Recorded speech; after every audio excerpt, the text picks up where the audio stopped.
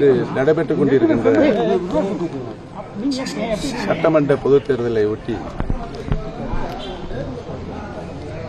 அனைத்து மக்களும் பொதுமக்களும் மதசார்பற்ற முற்போக்கு கூட்டணியின் மகத்தான வெற்றியை உறுதியாக பெறும் என்ற நிலை இன்றைக்கு உருவாகியிருக்கிறது. கடந்த 5 ஆண்டு காலம் ஒரு சிறப்பான ஆட்சியை நாட்டு மக்களுக்கு மாண்புமிகு முதலமைச்சர் அவர்கள் தந்ததின் அடிப்படையில் அனைத்து மக்களும் மீண்டும் மதசார்பற்ற கூட்டணி வெற்றி பெறும் என்பதை உறுதி செய்திருக்கிறார்கள்.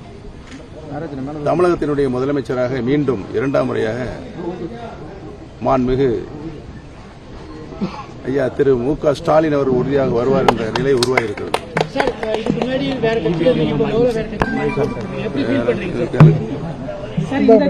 ஏற்கனவே நீ கேட்ட பதில் சொல்லிட்டேன். சரி, இந்த தேர்தலில் முதல் முறையா தமிழக வெற்றி கழகம் களம் காண்து அவங்களுடைய வருகை எப்படி இருக்குன்னு நினைக்கிறீங்க?